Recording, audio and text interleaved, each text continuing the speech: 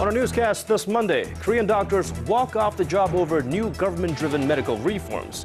Emergency rooms are still taking patients, but doctors will be working limited hours in the weeks to come as part of the strike. With back-to-back data leaks affecting millions of people here in Korea, the government steps in to make changes. Stiffer penalties for companies found responsible are among the measures moving forward. Speculations and anger mounts as questions surrounding what happened to a Malaysia Airlines flight bound for Beijing remain unanswered. The search for the missing jetliner continues. Stay with us for these stories and more.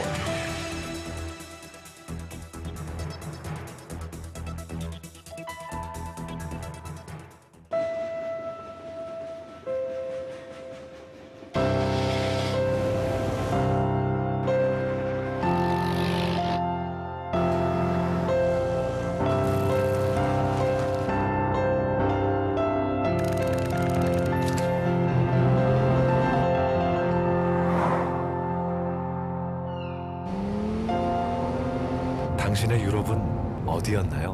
Excellence in flight. Korean Air.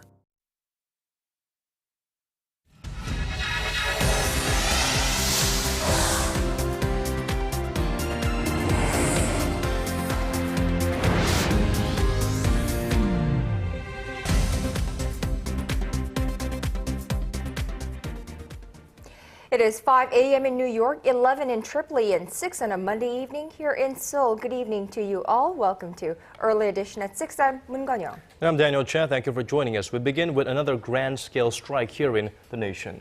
Doctors of the Korean Medical Association took part in a one-day strike this Monday in response to a government plan to enact reforms in the medical sector. In turn, the government has vowed to come down on the walkout with a heavy hand. Our Kwon Soa starts us off.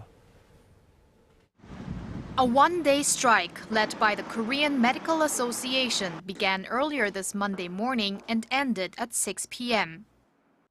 Doctors refused to provide medical services, and many hospitals across the nation were closed. The government ordered doctors to return to work immediately. The Health Ministry's first estimates say that 29% of doctors nationwide participated in Monday's walkout. That appears to be low considering that 77% who voted in favor of the strike and the fact that the Korean Intern Resident Association had earlier announced its participation. President Park Geun-hye has reiterated the government's vow to take legal measures against striking doctors, including a 15-day business suspension. 국민에게 피해를 주는 행위에 대해서는 반드시 책임을 묻고 법과 원칙에 따라 엄정 대응할 것입니다. It's regrettable that we had to make the extreme decision of closing hospitals and not treating patients. I am resentful toward the government. The KMA strike was called in protest of a government plan to introduce a telemedicine system that would allow for patients in remote areas to be diagnosed via webcam, smartphone, or even email. KMA doctors say it will impair the quality of medical services. The Medical Association is also up in arms over a government move to run for-profit subsidiaries. While the government says it will improve the nation's medical industry, the KMA says it will only lead to a hike in medical bills. Doctors are concerned the reforms could eventually lead to privatization of the medical sector.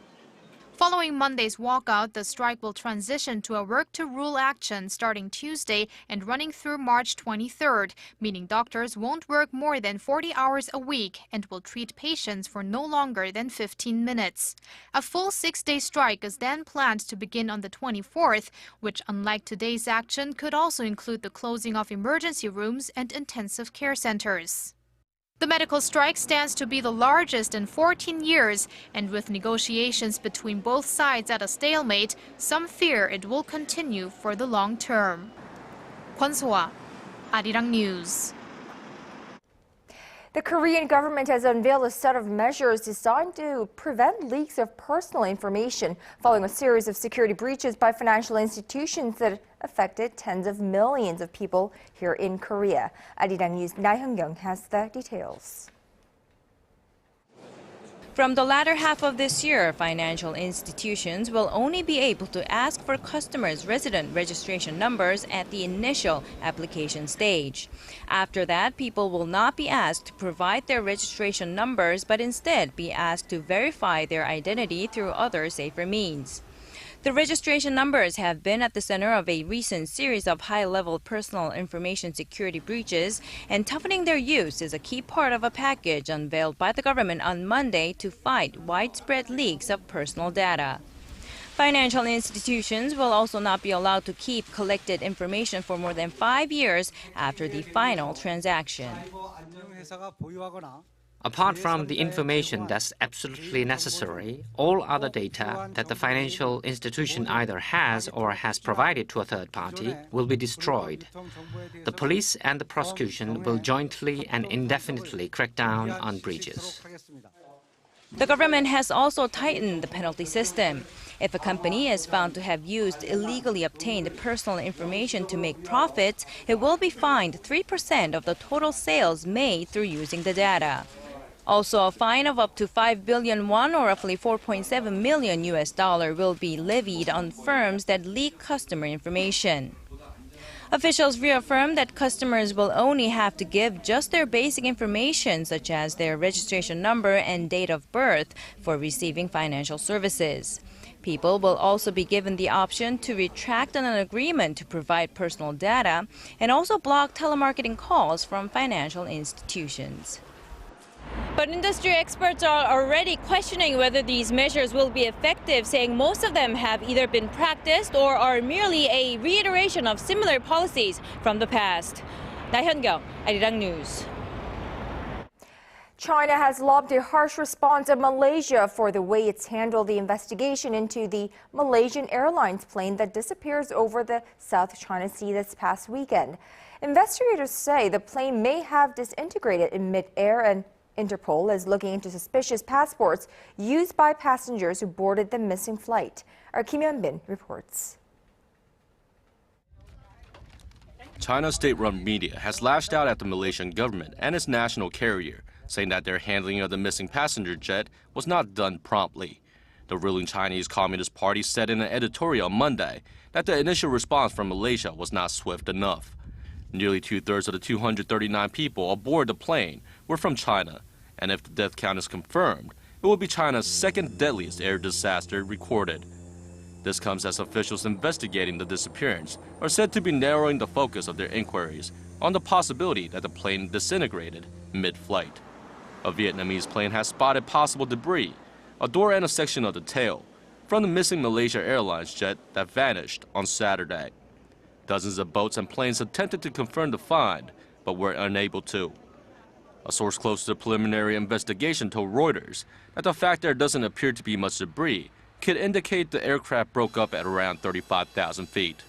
Asked about the possibility of an explosion, such as a bomb, the source said there was no evidence yet of foul play.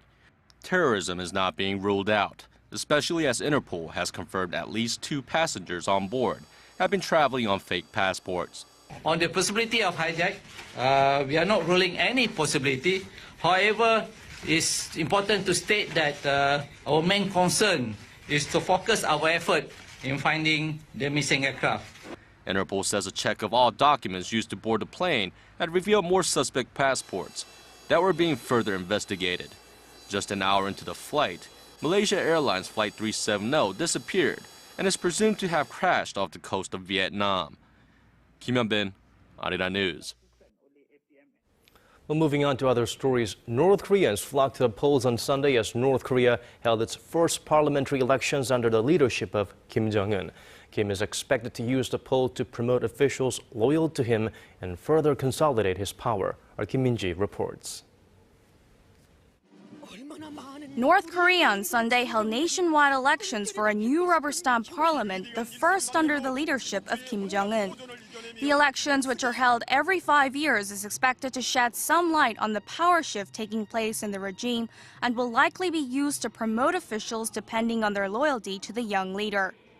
The North State-run Korean Central News Agency said all voters that are registered went to the polls, with the exception of those who were abroad or at sea. The Supreme People's Assembly fields one candidate for each of the 687 constituencies, with the voters only required to cast yes or no ballots. The results are expected to be announced later Monday. Kim himself was registered as a candidate in the constituency of Mount Baekdu, a mountain on the Korean peninsula, which Pyongyang describes as a birthplace of Kim and his late father. The Korean Central News Agency said Kim voted at the Kim Il-sung University of Politics, along with top officials including Choi Ryong-hae, director of the General Political Bureau of the Korean People's Army. It also said Kim was accompanied by his younger sister, Kim Yo-jung. It's the first time the younger Kim has been mentioned on the state media, although she has been seen on North Korean television before. Kim Jong-un was accompanied by Choi Ryong-hae of the Korean People's Army, along with other dedicated workers including Kim Byung-ok, Hwang Byung-seo, and Kim Yo-jung. Kim Yo-jung was listed along with senior officials of the Central Committee of the ruling Workers' Party. Hwang Byung-seo is a vice department director of the Workers' Party, which means that Kim Yo-jung could hold a similar position because her name followed Hwang. North Korea experts say she will likely take on the role of her aunt Kim Kyung-hee. Kim Min-ji, Arirang News. Libyan government and rebel forces continue to trade threats over the loading of crude onto a North Korea flagged tanker amid a standoff between the two sides at a port in eastern Libya. Our Kim Ji-yeon has more. Libyan authorities have dispatched a force to a port held by armed protesters to stop a North Korean flagged tanker from leaving with crude sold without government permission. Culture Minister Haif Al-Amin said Sunday that the force consists of qualified naval officers and revolutionaries, or former rebels now being paid by the government, and adds that it has the authorization to strike the tanker with force if it does not comply. Orders were given and all efforts are being undertaken to stop and seize the tanker, if necessary by a strike, if it does not follow orders. The 37,000-ton Morning Glory was docked at the terminal of Sider, which is one of the 3 ports seized by rebels, which is being used to press state authorities for a bigger share of oil revenues. A local daily says the ship has been loaded with $36 million of crude.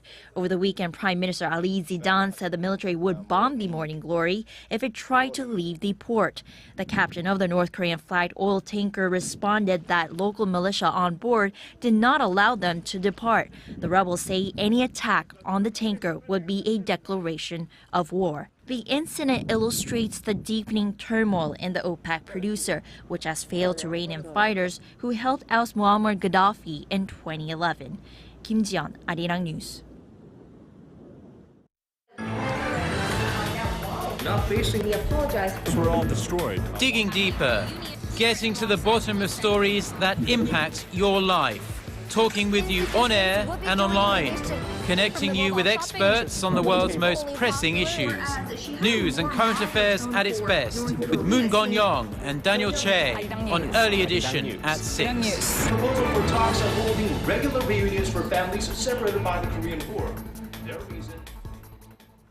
The Korean government says it will beef up the country's information infrastructure this year to fuel growth and boost competitiveness in that sector. Our Ji Myung-gil has more. Korea's Science Ministry says it will inject 4.9 trillion won, or some $4.6 billion into the country's information technology sector this year in order to fuel economic growth and enhance the country's overall competitiveness. The Ministry of Science, ICT and Future Planning says the money will be used to fund numerous projects in central government agencies that were initiated by regional governments. $1 billion will be used to strengthen IT research, while another billion will be used to upgrade the nation's information and communications technology infrastructure. Key projects to receive large amounts of funding include the country's digital infrastructure and initiatives to increase the country's presence in cloud computing, mobile services, and next-generation mobile wireless technology. The Trade Ministry says ICT exports have increased 8.4% this year from last to $12.8 billion, fueled by an increase in exports of mobile phones and semiconductors. That gave Korea an ICT trade surplus of $6.6 billion in February, which is a 1.6% increase from the same month last year. Global technology research group Gartner says the world's ICT market will grow 3.6% this year, fueled by a recovery in the smartphone and semiconductor markets. Kim Young-gil, Arirang News.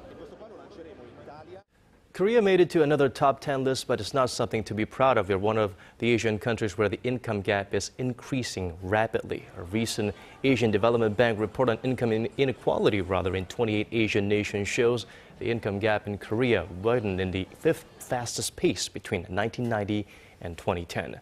Income inequality worsened most in China, followed by Indonesia, Laos, and Sri Lanka during the period, the Bank of Korea said on Monday, citing the report. The bank said globalization and technological developments have led to rapid growth in Asian countries, but many of them have failed to improve their income distribution system. And staying here in Korea, more and more people are using their mobile devices to make stock trades. The Korea Exchange said Monday that the number of stock transactions via smartphones and tablet PCs accounted for more than 25% of all transactions in February on the KOSPI, the country's main boards. The number of transactions on the mobile trading system has risen steadily from just 3% in 2010, and this marks the first time it has surpassed the 25% mark. Analysts attributed the rise to the sharp increase in the number of smartphone and tablet users over the past few years, as well as aggressive marketing strategies by security companies. In contrast, stock transactions via the home trading system fell slightly to 74% of the total trading volume last month from the previous year. The Korean National Opera Company will present its first production of the year, Don Giovanni, this week in Seoul. Conducted by Italian maestro Marco Zambelli, the production features internationally acclaimed Korean singers, including baritone Kong Byung-woo and lyric soprano Lee Yoon-ah. Now, based on the legend of the famous seducer Don Juan, Mozart's two-act opera has been one of the world's most beloved opera pieces since its premiere in Prague in the late 18th century. Don Giovanni opens at 7:30 p.m. on Wednesday at Seoul Arts Center and runs through Sunday.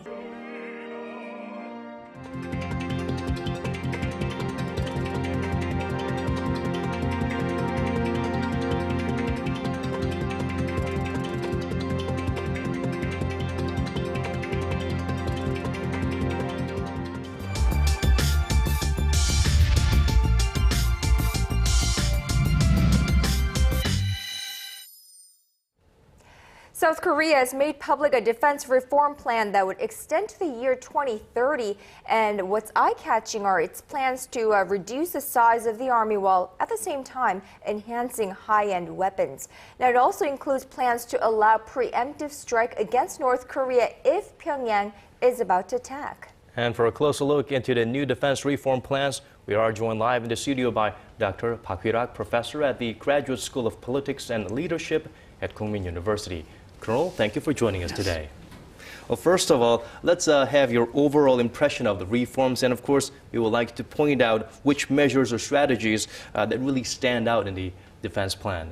The first impression I had in this, after reading this plan, is the consistency with the previous plans, which was released in August 2012.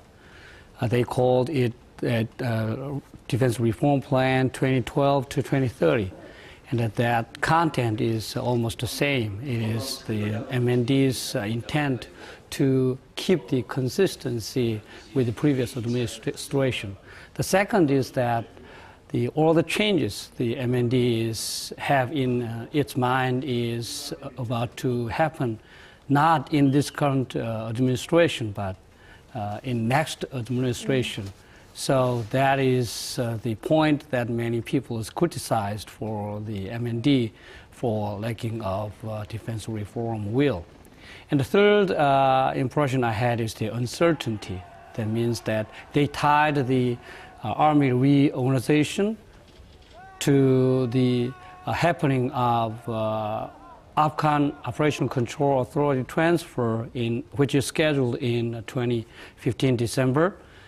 but is being discussed by two governments for the postponement. So if both governments agrees to postpone the Afghan transfer or to maintain the current combined forces command, the army reorganization will be delayed also. So there's a uncertainty, I believe.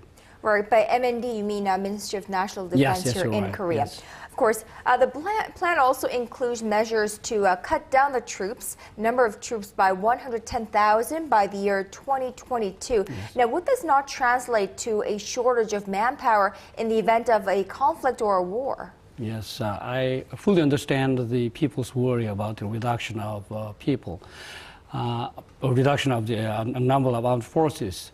But I think that reduction is not the choice, but mandate. As Ministry of National Defense announced that due to the lower birth rate of South Korean women. So it is almost impossible for South Korean armed forces to maintain the current strength of armed forces. And the second point I would like to give you is that if we modernize our armed forces, current armed forces, we cannot concentrate the budget on the cutting-edge equipment, not reducing the personnel. It's just like a private company. Mm-hmm. If we turn the trend of the investment, we need to cut down the personnel and reduce the cost for the personnel. And I think that if we take advantage of the Korea and U.S. combined force preparedness, we don't need to worry too much about the reduction of the personnel, I think. Okay, so it's not a dramatic downgrade, but rather a natural progression for the Korean military forces. The next question will be the frontline core level units. They will be the central players within the next 5 years. So how does this realignment work out? Yes. I think you understand the military echelons. Right. From the lowest echelon is squad, platoon, company, battalion, regiment, division, corps, and army. Army is the highest echelon in Korean military, and we have two army commands. One is in Yongin and one is in Wonju. Mm. And the plan is to combine the two army commands into one in the future and redistribute the assets of current army commands to the core commands, including combat support, like artillery and helicopters, and the combat service support, like logistic support. So that is the way the MND is trying to increase the combat capability of the core and make it the centerpiece of our ground forces in the future. Because we increase, instead of two army commands, we will have 6 or 8 core commands in the future, so we can increase the flexibility. Now, Dr. Park, there's this proactive deterrence strategy clause. Now, this is a change from the current active deterrence strategy. Now, in layman's language, how do they differ? I mean, what is the difference between the two?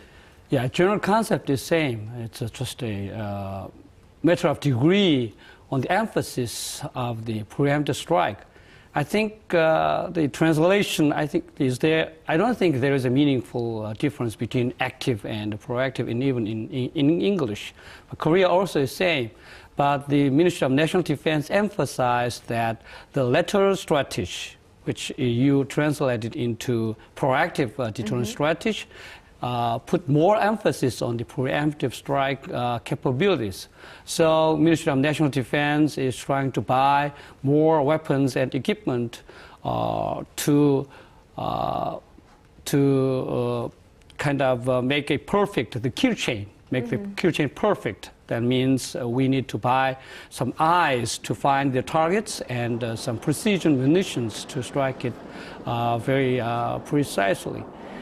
And also the shortcomings in this defense reform plan is the kind of lack of very speedy schedules to acquire that kind of equipment for the preemptive strike, I think, yes. Well, unfortunately, we've run out of time. We'd love for you to come back and share your insights and knowledge with us soon. Yes. Dr. Park Hyuk, please join us again soon. Thank you so much for coming today. It's my pleasure.